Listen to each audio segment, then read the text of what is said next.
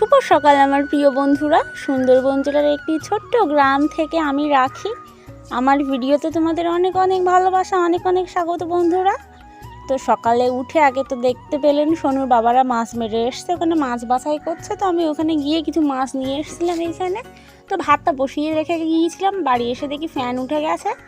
তো ওই জন্য ভাতেরটা একবারে উপর দিয়ে এসছি ঘরে। তো দিয়ে যে দেখুন মাছ কাটতে চলে এসছি সোজা কলপাড়ে। আর আজকে প্রচণ্ড রোদ উঠেছে সকাল সকাল। তো এই রৌদ্রের মধ্যে কাজ করতে তো প্রচণ্ড কষ্ট হচ্ছে বন্ধুরা। তো কাজ করতে কষ্ট হচ্ছে একটা, তার সাথে খুশিও আছে। তো এতক্ষণে তোমরা টাইটেল থাম্বনেল দেখে বুঝতে পেরেছো যে আমি কোথায় যাব। তো বাড়ির কাজবাজগুলো সেরে বিকালের দিকে যাব। তো ভিডিওটি শেষ পর্যন্ত দেখার জন্য অনুরোধ রইল। আশা করছি তোমাদের খুব খুব ভালো লাগবে বন্ধুরা। আর এই যে দেখো আমি এখানে এখন মাছ টাছগুলো কেটে নিচ্ছি। এখানে ছিল পার্শে মাছের বাচ্চা, মানে ছোট পার্শে মাছ, আর একটা কাঁকড়া। তো মাছ কাটতে কাটতে তোমাদের একটা কমেন্টের উত্তর দিই। তো একটা দিদিভাই আমাকে কমেন্ট করেছে, নোয়া আক্তার দিদিভাই, বাংলাদেশ থেকে। তো দিদিভাই বলেছে তোমাকে কতবার বলেছি ভিডিও বড় করতে বনু। তো দিদিভাই ভালোবাসার জায়গা থেকেই বলেছে কথাটা আমাকে, কারণ আমাকে অবশ্যই ভালোবাসে, আমার ভিডিও দেখতে ভালোবাসে বেশিক্ষণ, ওই জন্যই বলেছে। তো দিদিভাইকে একটা কথাই বলার। তো দেখো দিদিভাই 13-14 মিনিট ভিডিও আপলোড দিই আমি। তো তার জন্য আমার ডেইলি 1.5 GB নেট তো লেগে যায়, আরও এক্সট্রা নেট মারতে হয়। তো এরপরেও নেট মারতে বললে সোনুর বাবা তো একটু রাগ করবে। তার থেকে বড় কথা আমি এখনও কোনো ইনকাম করি না। তো কিভাবে সম্ভব বলো। তো যাই হোক, আমার নিজেরও ইচ্ছা একটু ভিডিও বড় করার, কিন্তু সব কিছুই তো ইচ্ছা থাকলে সম্ভব হয় না সব সময়। তো তোমাকে আমি কথা দিচ্ছি দিদিভাই, যদি আমি কোনোদিন ইনকাম করি অবশ্যই তোমার কথা মতো আমি 20-21 মিনিটের ভিডিওই রেগুলার দেবো। তো শুধু তোমরা পাশে থেকো, ভালোবাসা দিও। তো তোমাদের ভালোবাসায় একমাত্র সম্ভব কাজটা আমার পক্ষে। তো যাই হোক, ওইখান থেকে মাছ কেটে এসে মাছগুলো এই যে ভাজা করে নিয়েছি। আর সকালবেলা আলু সিদ্ধ দিয়েছিলাম, আলু সিদ্ধটা এখানে মাখিয়েও নিয়েছি। তো এই দিয়ে সকালের জলখাবার হয়ে যাবে। এই যে মাছের ভাজা আর আলু সিদ্ধ। তো এই দিয়ে আজ সকালে খেয়ে দিয়ে দিদার কাছে এখন একটু যাবো, দরকার আছে। দেখো পছন্দ এসে না, যাও সরে যাও, আমি দেখি ওইখানে শাড়িগুলো ঢালে দেই। তুমি সরো, মাদুরের উপর ঢালি নাই, নোংরা লেগে যাবে।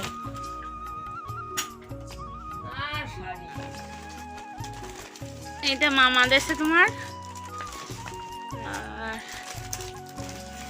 এটা তোমার বড় জামাই। দেখো কোনটা পছন্দ, ভালো লাগবে। পছন্দ এসতো। তো দেখতে তো পেলেন দিদাকে শাড়িগুলো দিয়ে এসছি। মামা বাজার করেছিল, সেগুলোও আমাদের বাড়িতে ছিল।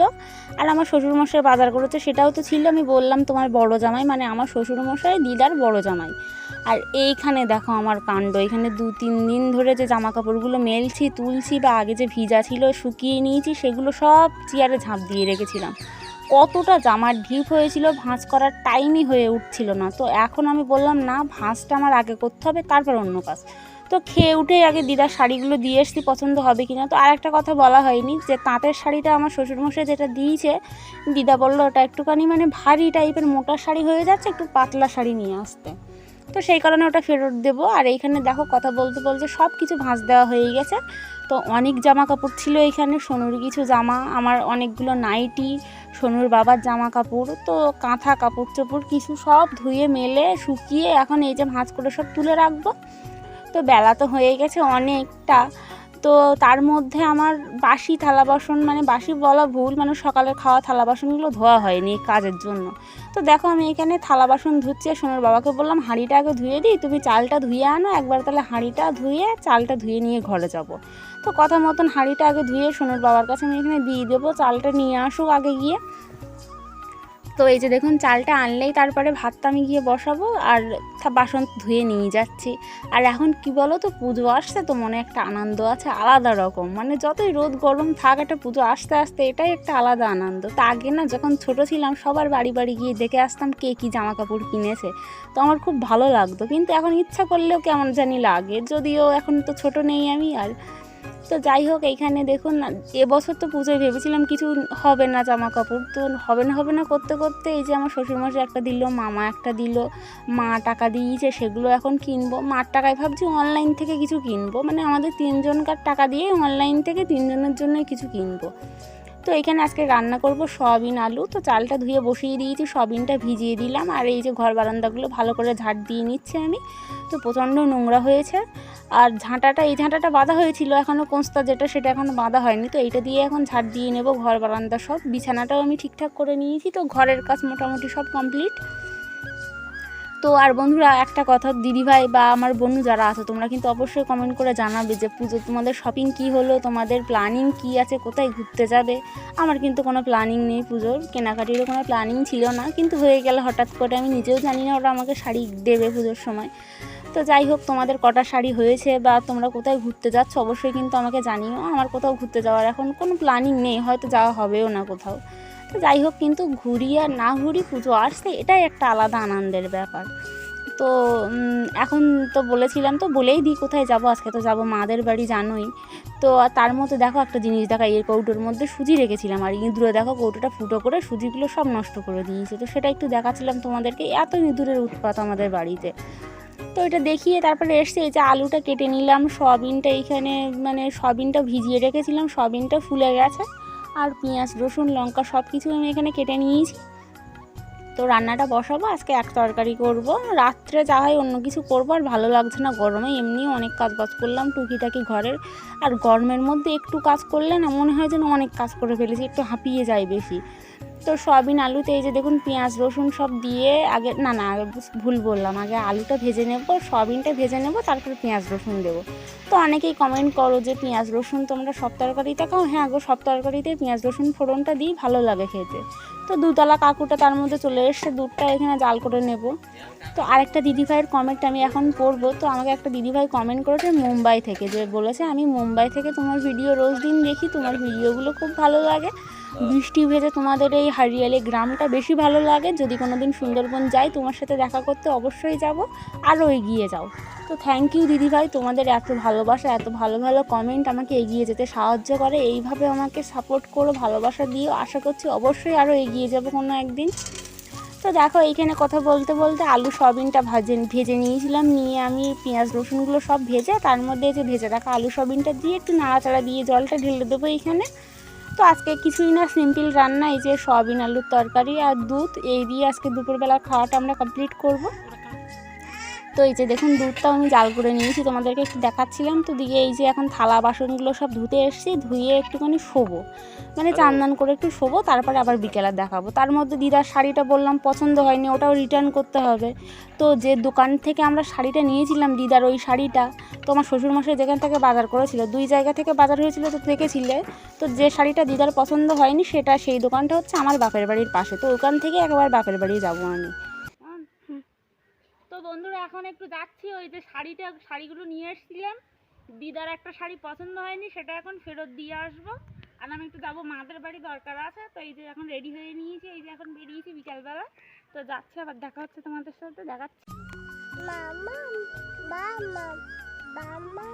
কোথায় তোর বাম্মা? তো শাড়িটা ফেরত দিয়ে পুরো চলে এসছে এই যে মাদের বাড়ি, ঘরে এসেই তোমাদেরকে দেখালাম। তো এসছি কিছুক্ষণ আগে, তো ক্যামেরাটা অন করা হয়নি, তো ওই জন্য পরে দেখাচ্ছি আবার একটু ভালো করে। তো এই যে দেখুন জানলার পাশ দিয়ে এই যে খালের কি সুন্দর একটা দৃশ্য, খুব ভালো লাগে এটা। আর আমার সোনু এখানে নিমকির প্যাকেট নিয়ে ছোটাছুটি করছে, মা নিমকিটা ওকে দিয়েছে, বলছে তুমি বাড়ি নিয়ে যাও, ও খাচ্ছে শুধু। তো এসে অনেক কিছু খাওয়া দাওয়া করেছে। তো দেখুন আবার ফ্রিজে দেখা লাগবে, তাড়া করে সে ঢুকে গেল ফ্রিজের মধ্যে। তো আর মা ওইখানে জিরে আর ধনেটা ভেজে দিচ্ছে, তো জিরে ধনেটা গুঁড়ো করতে এসেছিলাম আমি মাদের এইখানে, ওই কারণেই আমার আশা। আর ও দেখো এখানে কি করছে, পেয়ারা খাচ্ছে, একবার এটা একবার সেটা, মানে খাওয়ার ওরা শেষ নেই এখানে এসে।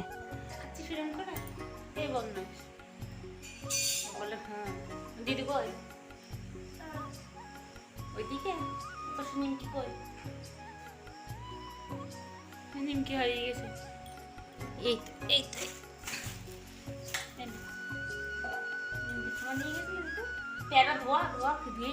তো মা এখানে আসছিল যে ওই দিদা একটা শাড়ি দিয়েছে, সেটা দেখাবে বললে, তো সেটা বার করছে এখন। কারণ এরকম সুতির শাড়ি এর দোকানে দিয়ে দিদার জন্য কালকে নেয় 550 টাকা করে, আর এটা তো ওর থেকে ভালো। হ্যাঁ মা, এই শাড়ি পরনো দোকানে দেখতেলাম 550। তো একবার দেখো জানলা দিয়ে ভিউটা কি সুন্দর দেখায় আমার মার বাড়ির থেকে। এই যে দেখুন ধান বাগান, পেছনে খাল গাছপালা, খুব ভালো লাগে আমার এইখানটা আসতে। তো দেখো ছোটোর থেকে যেখানে বড়, যেখানে সব কিছু, সেখানে এখন কারণ ছাড়া দরকার ছাড়া আসতেই যেন টাইম পাওয়া যায় না। তো এটাই হয়তো সব মেয়েদের জীবন। তো তো যেখানে ছোটোর থেকে বড় হলাম এত কিছু, তো দেখো একটা শোকেজের এইখানে আমি একটু ঢং করে নিচ্ছি। তো এই শোকেজটাই ছোটোর থেকে এই আয়নাটাই অনেক ঢং করেছি আমি, মানে শাড়ি পরি বা জামা পরি, যখন স্কুলে যাব বা কোথাও ঘুরতে যাব কিছুক্ষণ দাঁড়িয়ে একটু ঢং করে নেব তারপর যাব। তো এডিট করার সময় সেটাই খুব মনে পড়ছিল যে সেই পুরনো জিনিস, পুরনো ঘর, সব কিছু পুরনো, শুধু আমি এখন অন্য জায়গার বাসিন্দা। তো এইখানে এখন অতিথির মতন আসা। তো যে বাড়ি ছোট থেকে মানুষ হয়েছি, তো অবশ্যই বাপের বাড়ির প্রতি একটা মায়া সব মেয়েদেরই কিন্তু থাকে, কিন্তু কি করব, শ্বশুরবাড়ি তো শ্বশুরবাড়ি, সেখানে থাকতেই হবে।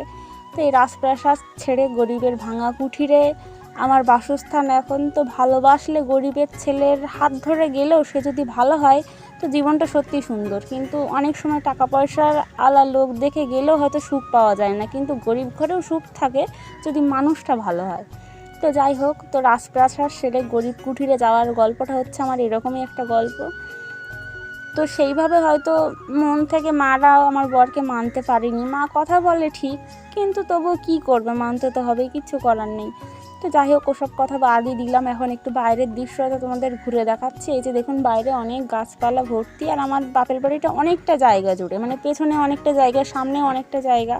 আর এই যে সান বাঁধানো ঘাট, আর ঘাটে দেখুন বৃষ্টি হয়েছে বলে জল পুরো ভরে গেছে, আর ঘাটের পাশে আম গাছ, পুরো সবসময় ছায়া থাকে ঘাটটা, রোদ থাকলে ছায়া, তো বসে একটা আলাদাই শান্তি। আর পাশে যেহেতু খালের ঠান্ডা হাওয়া, আর সোনু আসলে এখানে আসলে তো খুবই মজা পাই, কারণ অনেকটাই জায়গা খেলে বেড়াতে পারে নিজের ইচ্ছা মতো।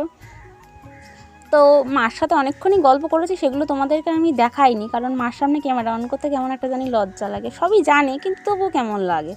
তো এখন চলে আসলো বাড়ি যাওয়ার পালা। তো এই যে সোনু আসছে আর আমার মাকে ডাকছে, তো মা বললো দরজাটা দিয়ে নিই, তারপরে আসছি, তুমি যেতে থাকো। তো এই যে নামছে আর মার দিকে তাকাচ্ছে বারে বারে। তো এখন যাই, বাড়ি চলে যাব এখন। তো বাড়ি যেতে যেতে প্রায় সন্ধ্যে হয়ে যাবে। তো আজকে আমাদের এখানে হাট বার আছে, তো আমাদের বাড়ি আর মাদের বাড়ির মাঝখানে হাটটা পড়ে, তো হাটের ওই পথ দিয়ে যাব আজকে। তো চলো হাটেও গিয়ে কিছু দেখাবো তোমাদেরকে, আর পুজোর আগের হাট মানে পুরো জমজমাটি হাট। তো চলো হাটের কিছু দৃশ্য তোমাদেরকে দেখানো যাক। নামিয়ে যাও তুমি, ছাগলটাকে একটু তুলে না। তো আস্তে আস্তে এই যে মাম্পির সাথে দেখা হয়ে গেল, মাম্পির সাইকেলে উঠেছে তো সোনু, আর সোনুর বাবা বাজারের মুখে আসতে, আজকে আমাদের এখানে হাট আছে, একটু হাটের মধ্যে যাবো, চলো তোমাদেরকে দেখাবো। এই যে দেখুন হাটে কেমন ভিড় কেনাকাটার, তো দেখতে থাকো তোমরা ভিডিওটা।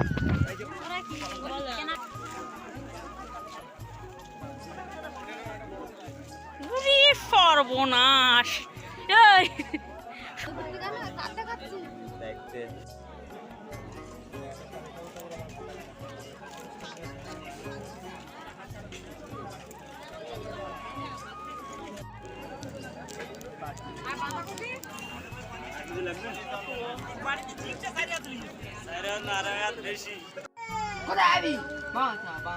কেন শোনাই দাদার সাথে নালি পাঠিয়ে দাও।